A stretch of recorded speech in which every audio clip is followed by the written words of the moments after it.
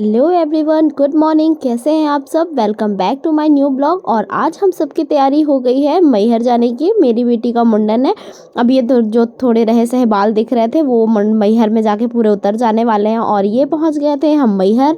और पतिदेव और मेरे भतीजे हैं और बब्बा, मतलब बीनी के बब्बा है, वो उसको गोदी पे लिए हुए थे।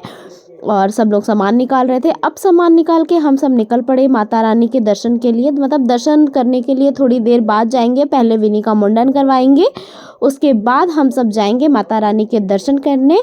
और हम सब रोपवे से जाने वाले हैं। तो पहले तो जा रहे हैं, फिलहाल विनी का मुंडन करवा दे।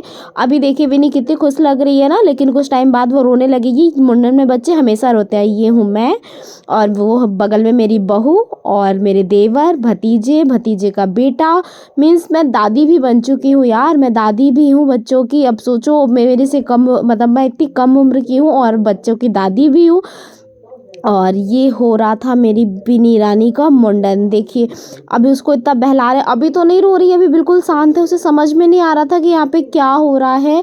उसे बिल्कुल भी समझ में नहीं आ रहा था। उसे लग रहा था कि हाँ कोई अंकल है, उसे खिला रहे हैं। क्योंकि उसके बाल थोड़े से मतलब गीले किए जाते हैं ना, मतलब जब मुंडन से पहले बाल थोड़े गीले किए जाते हैं, जिससे कि बाल अच्छे से, मतलब बच्चों को तकलीफ़ ना हो और अच्छे से बाल निकल जाए उनके। ये उनकी दादी, मतलब विनी की दादी बना रही थी वीडियो मेरी विनी का। और ये बगल का एक बच्चा था, वो भी आ गया था बीच में मस्ती करने। यहाँ छोटे छोटे ढेर सारे बच्चे थे, सब मुंडन कर कैंप है कैंप है, मतलब सब रो रहे थे। बिल्कुल मुंडन कराते समय बेचारे बच्चों के साथ बहुत अत्याचार होता है यार। उनके बाल बिल्कुल छील लिए जाते हैं।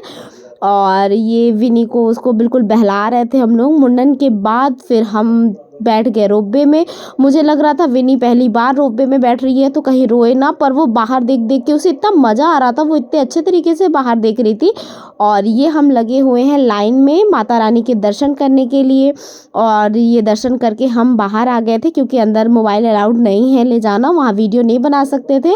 तो अब मंदिर के बाहर हम सब फ़ोटोज़ वगैरह खींच रहे थे। सब जितने लोग थे हम लोग हमारे ग्रुप में, और सब अपनी अपनी फ़ोटो अलग अलग तरीके से सब खिंचवा रहे थे। फिर नीचे आके मैंने कहा अपने पतिदेव से कि हमारे मंदिर में शारदा माता की फ़ोटो नहीं है, तो एक छोटी सी कोई सी भी फ़ोटो ले लीजिए। तो वही बहुत प्यारी सी दुकान लग रही थी। मुझे लगा थोड़ा सा मैहर की शाम को भी शूट कर लिया जाए। उसके बाद हमने किया मैहर में थोड़ा बहुत नाश्ता, और फिर हम निकल गए थे अपने घर के लिए। फिर पड़ा सतना। सतना में देखिए तो माँ काली की बहुत प्यारी मूर्ति चौराहे में विराजमान थी। बहुत प्यारी लग रही थी, बहुत भव्य लग रही थी देखने में। हमने कहा कि चलो अब गाड़ी रोक के माता रानी के दर्शन भी कर लिए जाएं। तो फिर हमने माता रानी के दर्शन किए। देखिए कितनी प्यारी मूर्ति है ना, कितनी सुंदर। ऐसा लग रहा बिल्कुल ओरिजिनल, बिल्कुल माँ काली ही बैठी हुई हैं। बहुत प्यारी लग रही थी, हमें भी बहुत सुंदर लगी।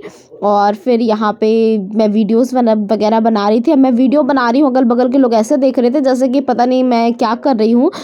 तो क्या फ़र्क पड़ता है यार, हमें तो बनाना है ना, हमें तो करना है। तो आप लोगों के लिए अच्छी अच्छी वीडियोस तो लाना है ना मुझे।